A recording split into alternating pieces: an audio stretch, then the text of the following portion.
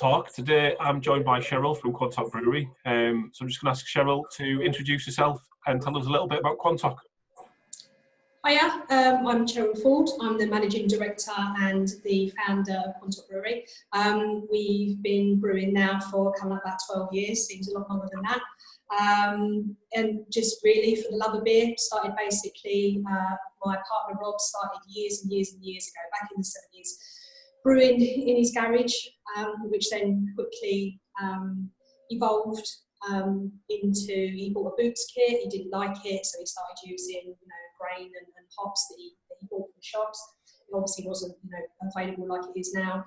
That then went on to pubs. My background with beer is that obviously, as you can tell from my accent, I don't come from Somerset, which where is our brewery is based. I come from the East End of London, and my family has owned pubs over the years. My grandparents, my parents, my great-grandparents owned pubs, and beer has always been part of my life and social and hospitality. Anyway, I won't bore you with too many details, but we came together, we started a brewery, microbrewery, 2007, that seems such a long time ago, and it's just really evolved from there. I won't say it's been easy, I'm sure that other microbreweries and people in the same, there's an independent business will agree that, it isn't easy with the brewery. Sometimes people can say that, here's the easy bit, it's the marketing and the selling, which obviously is why we use Andy for all our branding. But yeah, and I think personally, it has been a very big emotional roller coaster for Rob and myself. And we've gone from, doing everything on our own with just myself, Rob and my dad, to actually, now having a workforce or my team, as I say, of sort of about 15 people. So yeah, I'm very, very proud. As I say again, I'll repeat, it hasn't been easy. It's been a really big emotional roller coaster. It's been one hell of a ride. I might have changed it a little bit on certain things, but certainly for us at this precise moment, aside from obviously national pandemic, but yeah.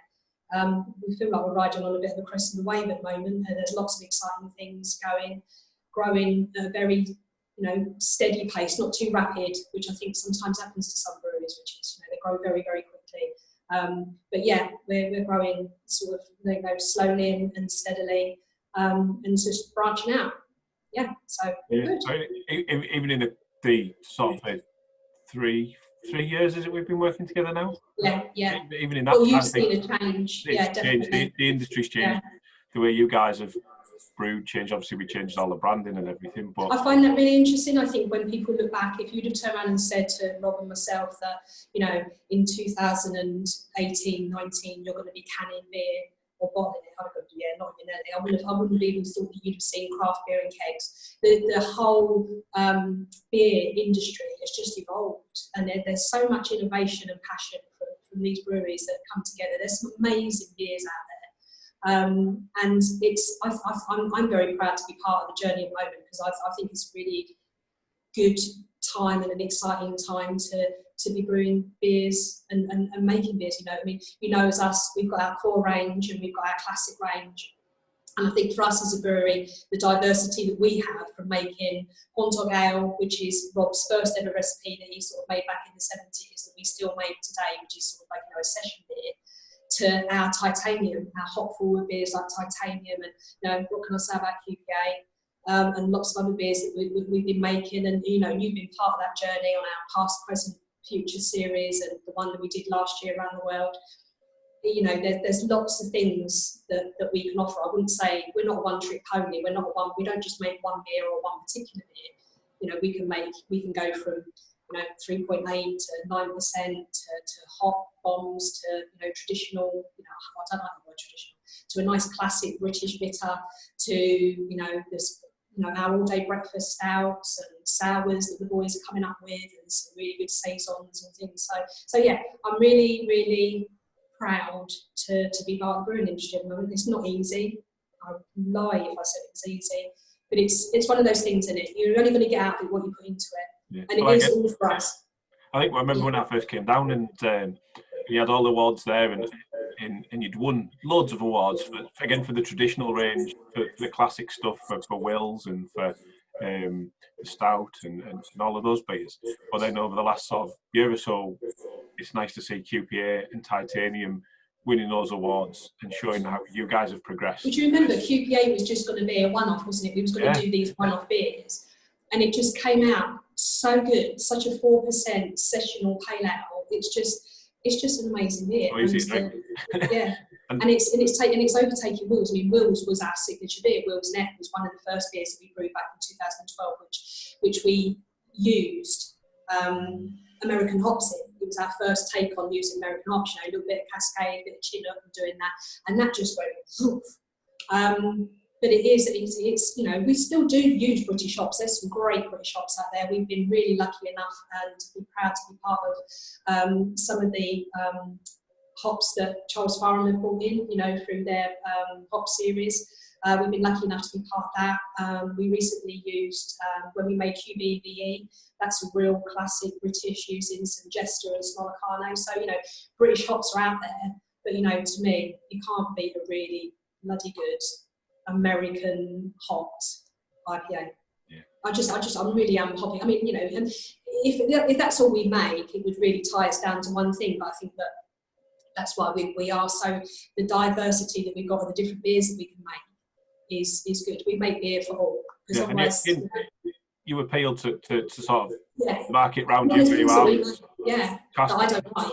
I don't like very strong beers, and I'm not a great lover of the really dark beers. But the boys, you know, they'll go nuts over them, and everybody's different. People come in and say they like Pasta, but they don't like QPA, and I'm like, what? So yeah, really good. Again, those ones on the wall behind you, they were some interesting ones there with the passion fruit. So you made them. So what we did is the boys, they got together a little pilot kit, and we started to do small batches. Because they had so many ideas, and just for people watching, we're just an 8-barrel brewery, so we're still like on microbrewery. So we're limited to the amount of beer, obviously, that we can make. And QPA, we probably make QPA once or twice a week. We can brew 5-6 times a week if we're going into the weekends. We've got 8 working fermenters. So, you know, it's been flat out brewing. So what we decided to do, there's so many ideas, and to do it straight onto, obviously, an 8-barrel is not dodgy, but you've got to also make sure that you've got the market for it to sell it. And I think where we are in Somerset, it's very rural. The southwest is very heavy with, it's very, I wouldn't say swamp, that's the wrong word. It's very, a lot of breweries in the southwest. As you know, I do my part-time work and help Steve, and that at the moment, as it stands, the southwest is the biggest region. And the region consists of Dorset, Somerset, Cornwall, Devon, even the Isles, Guernsey and Jersey. And it's very, very big. There's a lot of breweries and not a lot of pubs. So that makes it very, very difficult. And I think that the southwest is slightly behind other regions. You know, if we go to, I'd love to be able to pick my brewery up if there's a possibility, and, you know, put it in London or Manchester or Leeds or somewhere like that, and be able to, and see how we would evolve like there. I just think it's difficult. So we've got the region where most of the pubs that we service are either food-led pubs. I mean, you've been down a couple of times, haven't you? Yeah. You know, when our drayman goes out, bless him, he'll go to the pub across the road, which is obviously our local, and then it'll be 20 minutes to the next pub, an hour to the next pub, 20 minutes, and, you know, he could go out with a van for the 30, 40 cars and not be back till 7 o'clock at night. So yeah, it is a lot. So there's lots of breweries, not very many pubs. So that's when our tap room came, and you've seen the tap room. The tap room happened by accident. We moved from a small unit over in Wellington. We're literally now a stone's throw away from the West Somerset Railway, and the tap room came about, and that enabled us to be able to showcase other beers that we could do. So the boys started to really, really make some classic. I mean, you've been doing all this. So we did a small batch series, didn't we? Yeah. So they use your main badge that you used, and then they put the different names in. And they've made some brilliant beers. And so basically what they do, they make one a month. But now it's got so popular, they make 2 a month. And then we have Thirsty Thursday in the tap room, and then people come in, and literally it's gone now in a couple of hours, because there's only a certain amount that they can make. And it's really, really cottoning on. It's becoming more popular. is it enough for us that we think that pubs are going to take sours and going to take some of our more hop forward beers, table beers? No. So hence now, as I've spoken to you, so in a few weeks' time, we purchased a canning plant. The downside to us before with canning was we're always totally reliant on a third party. So then the can would come in and can from the brewery. All our bottles are done up at Staffordshire Brewery, Leek. So we brew the beer here, it goes away in an iron container. And obviously all that is a cost at the end of the day. So cans have really started, since lockdown, so much has happened since COVID. So out of something bad, I suppose, has come something good for us, really. And the cans, we'd literally 2 weeks previously, then the can had been in. We had thousands of cans sat in there. We were struggling a little bit with our cans. It was cans hadn't really reached down here, really. And all of a sudden, just went boom. And then within 4 weeks, that had gone. So I've been without cans we've got QPA left at the moment.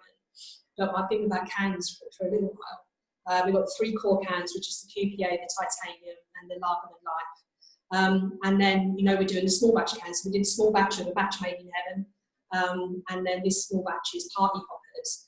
So, we bit the bullet. We've got the purchase loan, via the government at the moment. And is that what it's called? I can't remember. What's the full name for it, Andy? Oh, yeah. The government something. No, sorry. Well, anyway, I can't remember now, yeah. So basically, we've got a loan. We haven't got to pay back for a year. So we've got the canning plant coming in, and that is just gonna, open some. The boys are so excited, and then that gives us, because when you have to. When the third party comes in, there's obviously then limits that they'll take. There's always, then the can is 1,200 litres, and we might not want 1,200 litres of that, 1,200 litres. This basically now, we're in charge of it. So, we can brew what we want, when we want, can when we want. We can bring out a series. There's some really good breweries out there at the moment who, with their cans, they've got such more diversity with their cans because they can bring all these cans out. Whereas we're having to wait 3 months before we can bring another one out. And it's got to be a certain amount. When, we might want to just do 500 this, 500 that, small batches. Yeah, but again, it opens up with like what we've been talking about, where having things like the like a VIP club or something where people can subscribe and get small batch beers that they might not otherwise get access to. So if you're able to can some of those, the ones that the boys did on the kit for the beer festival, some of those in can would be brilliant. Oh, they were. They were amazing. And obviously, with the past, present, future series, which you've been involved in, they were predominantly for casks. Well, obviously, we've not been casking a lot of beer. Everything we've been doing now is like a bottle or can. Because, we've been doing bag in boxes, but when we're having to knock off, 30, 40 casks at a time, the likelihood is after that time, we're not going to get rid of bag in boxes for them. So unfortunately, that beer is going to have to be, ullaged and thrown away.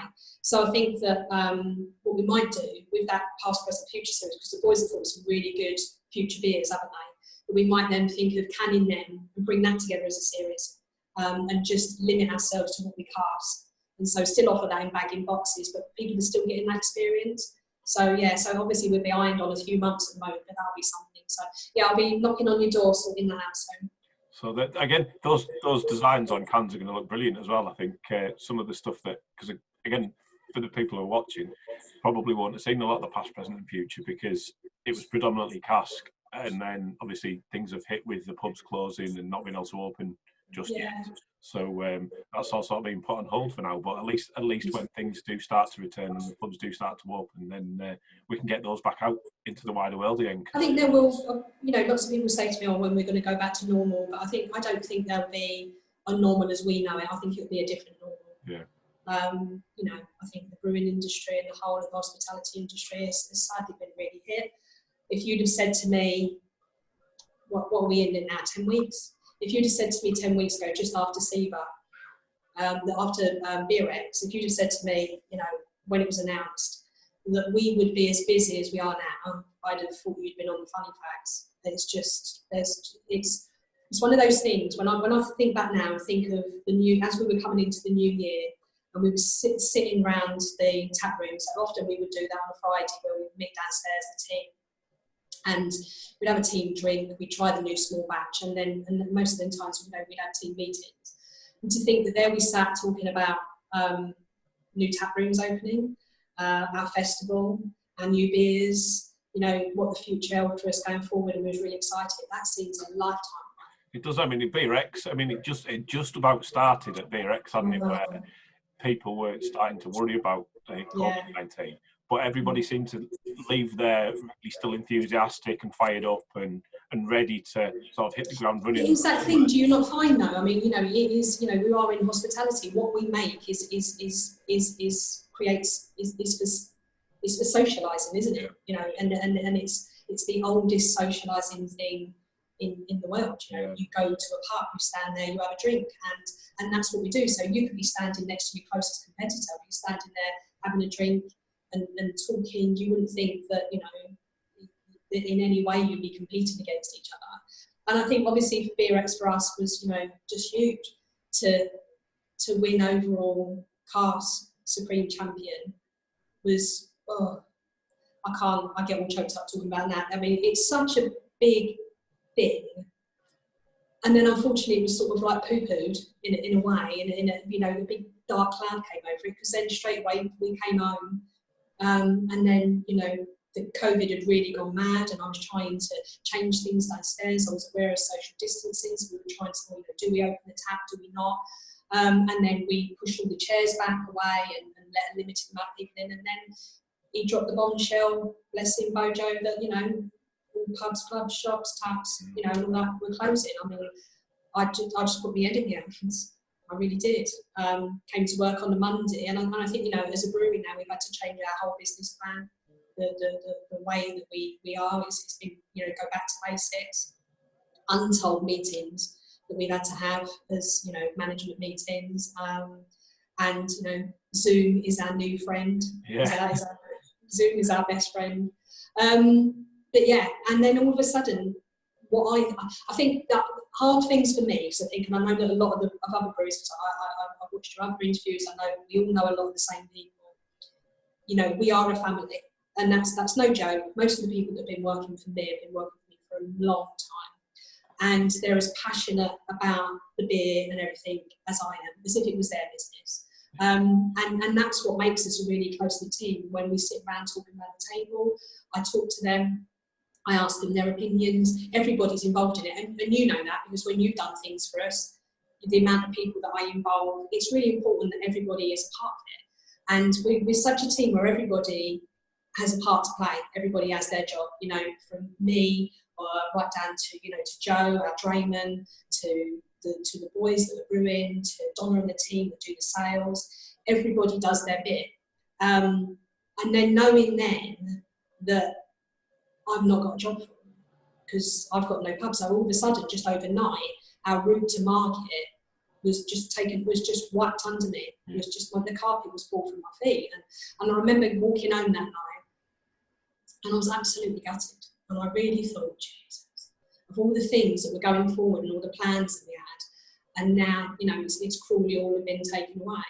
But I suppose in that to me at that time you panic and you think about yourself. But when I think now of how it's hit the whole industry, and I talk to lots of people, suppliers as well, because it's still not changing. It's not just us, is it? It also then affects the people who supply our grain and our hops and our cans, and the people that come in and do all our bits and pieces for us where we get stuff, and obviously our customers.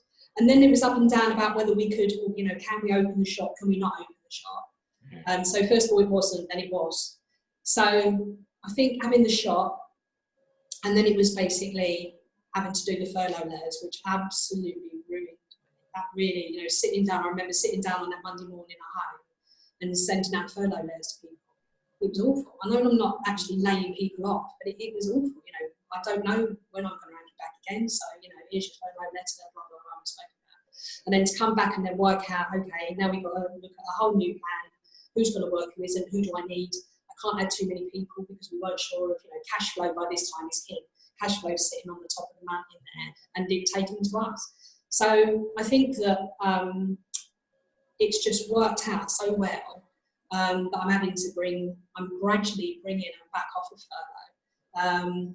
We decided very, very quickly before everybody went on furlough by the end of March to do the free home delivery service. So we thought we'd do that within a 12-mile radius. Obviously, Joe wasn't going to have pubs to go to, which is our drayman, but we could deliver that. And that just took off like a jet. So then I had to bring Teresa in, who I thought was going to furlough. So Teresa now running the office. She takes all the sales and the payments and then running everything else and doing some bits and pieces of accounts. And then obviously in the shop, I've got young Harry downstairs, so he's running the shop. And then we can do takeaways from the tap room, but obviously, no one can sit in or go outside and drink on the premises. And that's really hit off. And then there were shops. So shops were still ordering from us because people were going to the shops and not necessarily to the supermarkets because, there was such the queues and and then all of a sudden, your little baby that you made for us that probably sits there sometimes, bless its heart, and catches cobwebs, our internet just went absolutely fanatic. Do you remember we talked the other week, didn't we? And we looked at the analytics of it. And when you told me how many people, I wouldn't have believed you. And people from all different countries, the USA and foreign countries have been actually, clicking on and looking at our little brewery. What are you doing that for? It was just really, really weird. And the nice thing is for me is it's almost like every sale is a triumph to us. Every sale you punch in the air because and it means so much to us all. And it's so nice when people send messages in and their support and you just get messages saying how your customer service was and stuff like that, and being able to take things to people same day delivery. Well, because we can, it's only about 12 miles. But definitely our e-commerce and our online shop has gone crazy. Absolutely.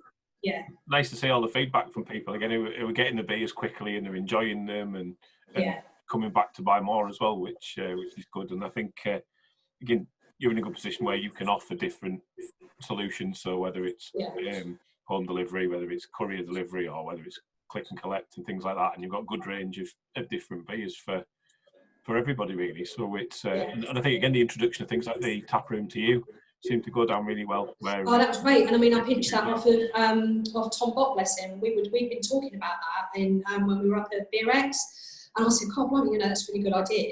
And then came back and did a tap to you. So basically, in the tap to you can either add cans, a selection of our cans, selection of bottles for people who don't know, and then inside there is also glassware, and there's gourmet snacks, and there's some beer mats and pack of playing cards. And basically also you can go home and have a good night in basically. So we're taking the tap room to you. That's gone really, really well. And we've also done one where the boys picked some of their beers or their favourite beers. We put that, so we did a brewer's choice pack, and then we've done a core range pack. So giving people a choice who can't actually come to the shop, just offering that over online and you putting them on has made a massive, massive difference. And it's also, and then obviously then giving us time, because that's what people do want. And when I look at other breweries, and there's some breweries that do it really, really well.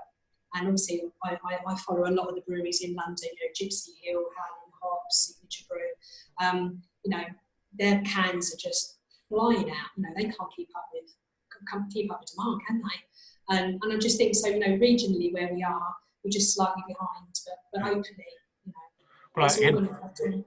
I think hopefully regionally where you are, at least you when they do say the pubs can sort of open with this socially distancing and things like that, hopefully because of where you are, a lot of those pubs will still be able to open because they've got things like beer gardens on them. So you're in a nice place where, again, a lot of the pubs around you have got beer gardens and outdoor space that they're able to use. I mean, you've been down to where we are, so you've been over to the local pub as you stayed over there, didn't you? They've got one.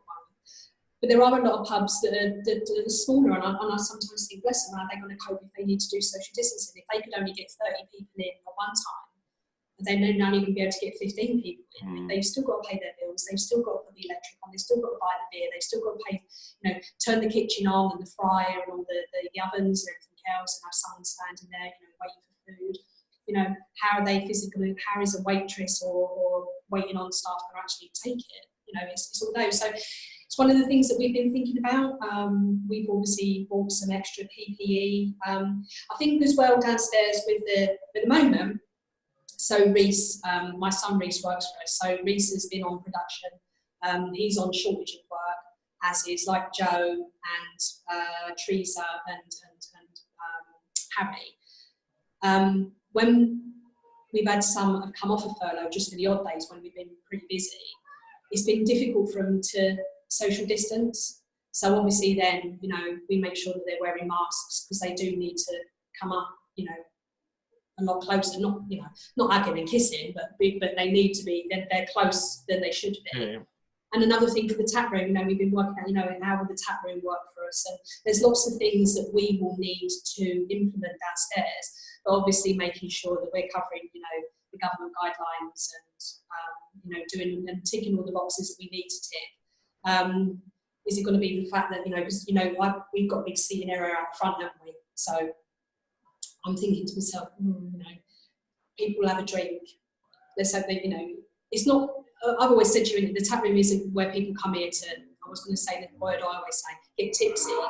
They come here for the beer. They come here for the experience. They come here because when they come in, it's almost like inviting people into my living room. So this is our brewery. You can come in and sit and go up to the bar and have a drink. You can watch and see where all the magic happens, or you can sit outside in the sun and, see the trains and wave to people on the steam trains. And it's a bit like that. It's a bit like, they're very good friends with us. We work closely with the railway and we've brewed them particular beers.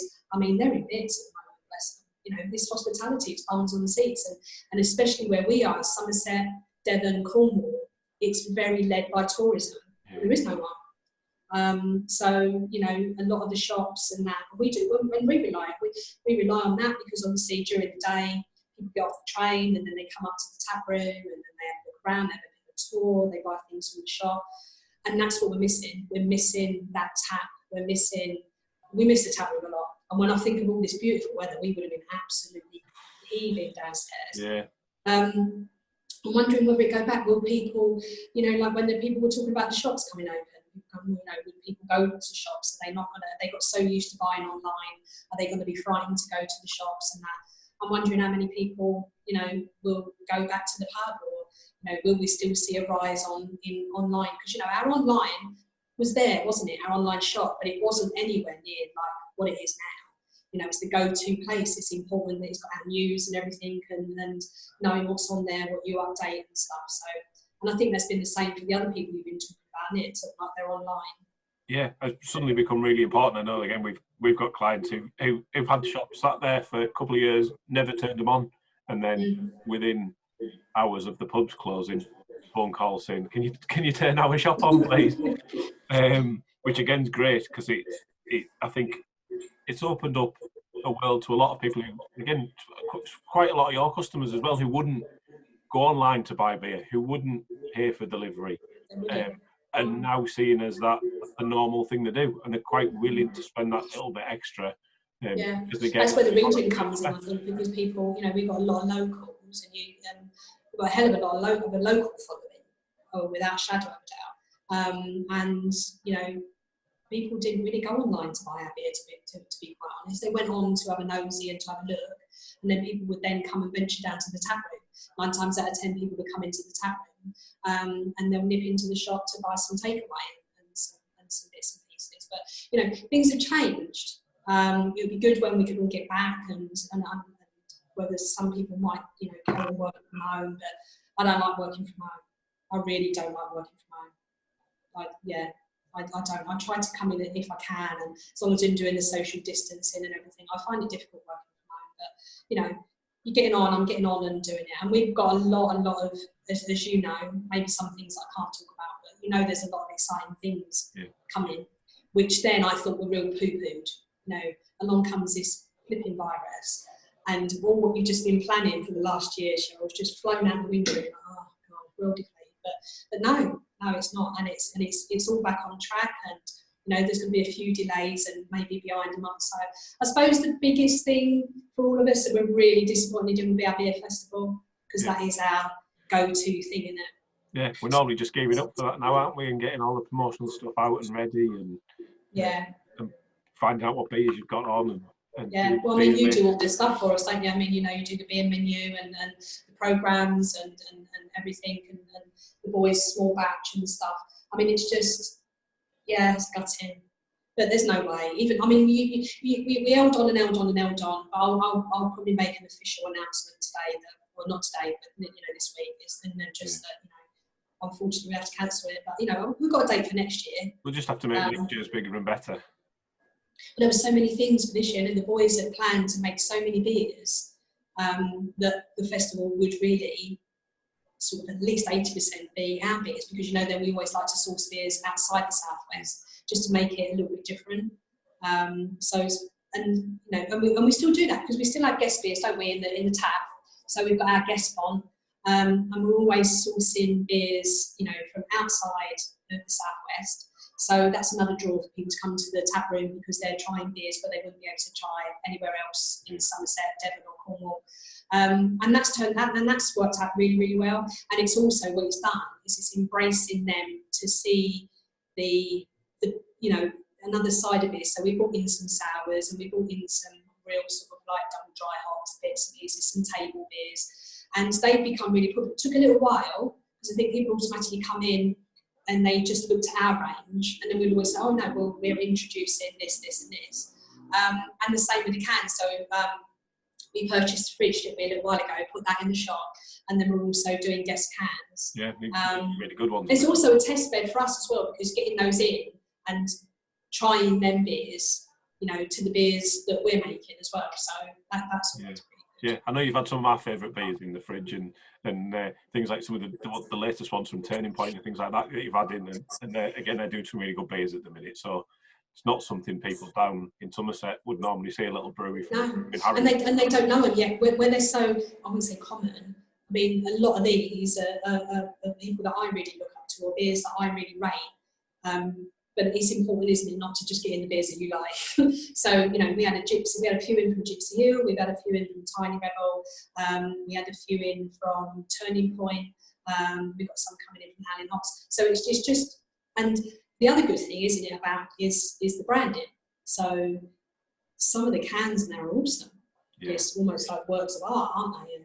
And bits and pieces. So that's another good thing that we're looking forward to. So we're having a social distancing meeting on Monday in my garden for me and the brew crew.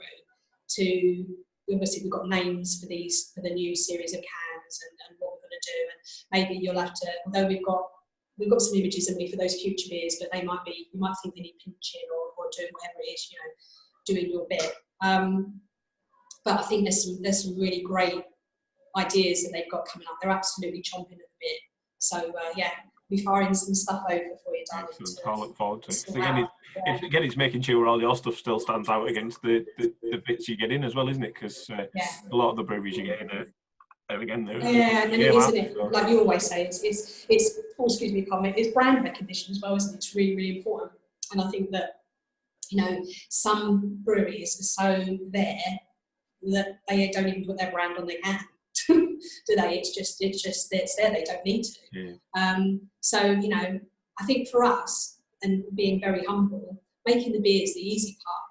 The difficult part, and I'm sure that perhaps other breweries would agree, is the sales, media, the brand recognition, the labelling is, you know, it's the sales and marketing bit. You know, you get all that right, bloody hell, you're laughing. Yeah. But yeah, again, it's, I think, looking pretty positive for going forward then, from where we are. Really, really positive, honestly, darling. If you'd have wanted an interview with me 10 weeks ago, I'd have been in that corner rocking. Yeah, I remember some of those phone calls. But it's really lots of phone calls. Yeah, but for me, I'm feeling extremely positive. And I know and I feel a lot more positive for lots of our friends in the brewing industry as well. And I just really hope that people can just hang on. And let's hope, you know, that there's not going to be too many closures of pubs and bits and pieces, because they are the heart of communities, especially where we are, especially rurally. You know, and then back home in London, you know, and I'm talking about a long time ago, when I used to go out, you know, it was down the Old Kent Road and you had like 2 miles of pubs and you just literally went like that. You can't do that here, you know. The pub is the hub, whereas back home they were 2 a penny, but they're still important. And I look at that now, actually, you look at that now. Last time I walked down the Old Kent Road, a lot of those pubs are closed and they were art shops or furniture shops, and you know, it's, that was sad. Yeah. When you see that. Yeah. So I know it's happening everywhere, but it seems that, you know, in the southwest when it happens, you know, there's villages that go without their pubs and they've got a long way to go. And a lot of our pubs are more, like I said, more for tourism. You know, like B&Bs and food. They have to have food because they can't just rely on wet alone.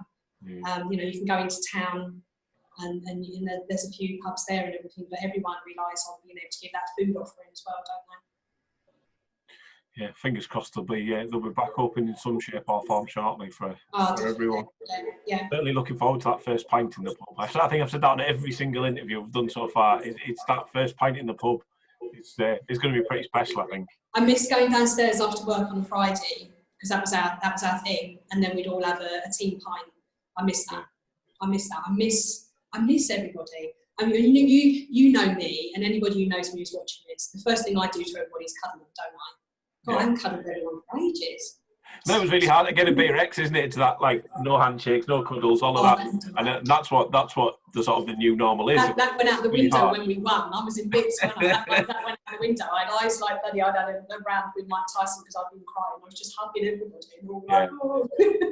It was a good moment, that, but again, you were up against some really tough beaters and some big breweries. You know, that's the thing. That's what makes you so proud. That's for the fact that we were up against some really good breweries. I mean, all the beers, don't forget, all those beers had already won a gold, yeah? And then, so it was sort of like the Oscars of the brewing industry and what SEBA brings together for the national. And for the fact that we didn't just win in our category, we then won overall. It's I can't explain it. Anyway, ask me another question because I'm getting all choked up. Right, so we'll have a bit of fun now. So I'm going to ask you a few questions, and you just have to pick your favourite out of the two. So it's just a little thing we've been doing with everyone, just so people can get to know everyone a little bit more. So, tea or coffee? Oh, definitely coffee for me. Summer or winter? Hey? Summer or winter? That's an hard one because I'm ginger. So obviously, sun's out, ginger's in. I like the sun from a distance. I like the sun in the shade. I'm going to have to go for winter, and because I'd look stupid. So winter. Night owl or early bird? Oh, early bird. Books a long time ago. 30 years ago, I'd have gone for the first one. Yeah, I bet. Early bird, me. Books or films? Films, definitely. Instagram or Twitter? Oh, Instagram. I like Instagram. Although, you know, I'm not very good at tweeting and stuff like that. I like my Facebook and doing my social media. But no, Instagram. I like Instagram. Creative or practical? Oh, creative. Yes. Country pub or city pub? Oh, wow. See, then you're doing it again, didn't you, with the winter's spin thing. So now, see, city pubs, but then that would have been on top. But considering that I've been living in Somerset now for a long time, I'll have to say a nice country pub, nice garden. You know, on a day like today, sitting outside, pint of QPA. Oh, lovely. I'm slavering. I'm like Homer Simpson. Somerset or London? Oh, no way. Oh, that is so cruel. Oh. Now, I'm going to have to be careful here, aren't I? Really? Yeah. I can't have 50-50. No. Okay. My heart obviously says London. But my heart and head say so. I'm going to have to go for Somerset because that's where I'm rooted now. So I'm going to have to go for Somerset. Sorry for anyone who's on my Londoners. So they're not going to be chasing you out with pitchforks, but you might not get looked back. No, that's it now, right? Yeah. I don't look at my Twitter later. Yeah. Cask or keg? Keg. Keg, definitely. Yeah. Bottle or can? Can. IPA or stout? Oh, IPA. QPA or titanium? Oh no. Ooh. Oh, QPA. Yeah, that was hard. That was cruel. Another question. And then No, I'd say QPA. Yeah. And then one last question: have you ever had a Lemontop ice cream? No, yeah, actually, no, I haven't had a Lemontop ice cream, but I have had lemon ice. Oh. Yeah. So when I was at school a long time ago, again, we used to have the ice cream man who used to come up and was allowed to come in the school gates, and you could have lemon ice dipped in chocolate. Yeah. So I've never had a lemon. I didn't know you did ice cream. You do ice cream? No, we don't do ice cream. It's a local delicacy up here. So next time you're up, we'll go for one on the seafront. Yeah. Well, that'll be soon. Well, then, well, actually, you're going to need to come down and do a social distancing thing. Social distancing. Yeah. But definitely. Listen, it's been lovely talking to you. Yeah, you too. I talk to you every day anyway, don't I? But not like this. Yeah, I do. I think I talk to you more than I do my missus, so. Probably, actually. Yeah, probably. Easily done. Thank you very much, my darling. You too. And we'll take care. And we'll Cheers, darling. Thank you. Bye. Bye. Bye.